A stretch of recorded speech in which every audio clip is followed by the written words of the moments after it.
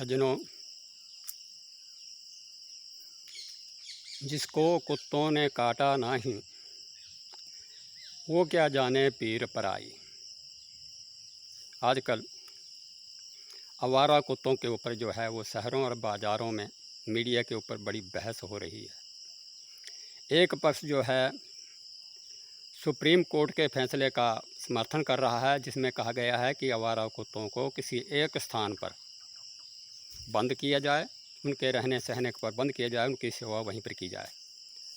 दूसरा पक्ष कहता है कि आवारा कुत्तों को यूं ही घूमने देना चाहिए। आज फिर से सुप्रीम कोर्ट में इसी विषय पर 3 जजों की बेंच जो है वो सुनवाई कर रही है। बहुत गहरा विषय है और ज़रूरी विषय है। सज्जनों, आवारा कुत्ते जब किसी को काट लेते हैं तो उसको टीके लगते हैं, रेबीज के टीके लगते हैं, और वो टीके इतने गर्म होते हैं कि उस मनुष्य का शरीर सारी ज़िंदगी भर संतुलित नहीं होता है। इतनी गर्मी होती है उसके बीच में, और मन में भी पीड़ा होती है और मस्तिष्क में भी फर्क पड़ता है। वह आदमी गर्म स्वभाव का हो जाता है।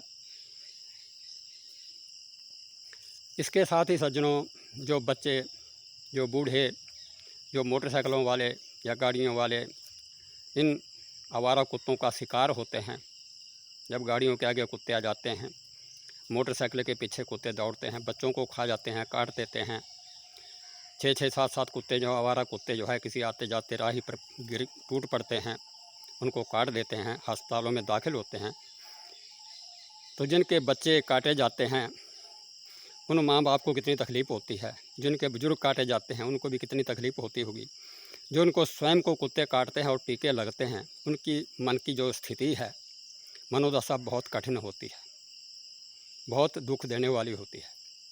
परंतु इसको वो कुत्तों के पालने के शौकीन या बिना मतलब का प्रोपोगंडा करने वाले लोग या पशुओं का हित सोचने वाले, जिनके लिए मानव जीवन कुछ भी नहीं है और ये आवारा कुत्ते जो है बहुमूल्य हो गए,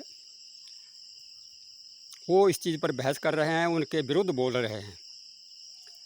सज्जनों, आवारा कुत्ते बाज़ारों में पहले से ही फिरते आवारा घूमते थे, ऐसे ही काटते थे कभी कभी, और बहुत तकलीफ़ होती थी। परंतु सरकारें क्या करती थी उस समय, जो विकास खंड है वहाँ विकास अधिकारी जो थे, जिसको हम उस समय यहाँ ग्राम सेवक भी हुआ करते थे, वो गांव-गांव में जा कर के इतला कर दिया करते थे, बता दिया करते थे लोगों को कि जो आवारा कुत्ते हैं उनको हम दवाई डाल रहे हैं। जिनके अपने कुत्ते खुले हैं, पालतू कुत्ते हैं, उनको अपने अपने खूंटे पर बांध लें, वो हम बाकी कुत्तों को हम दवाई डाल देंगे और उनको ख़त्म कर देंगे। ऐसा ही किया जाता था, आवारा कुत्तों को मार दिया जाता था और जो लोगों की सुरक्षा हो जाती थी। आजकल ये सब्जेक्ट चला हुआ है, बहुत पीड़ादायी सब्जेक्ट है।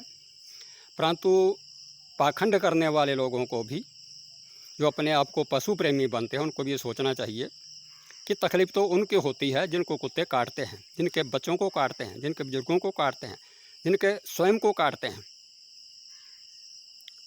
तो बेमतलब की प्रशंसा पाने के लिए बिना मतलब की बहस नहीं करनी चाहिए।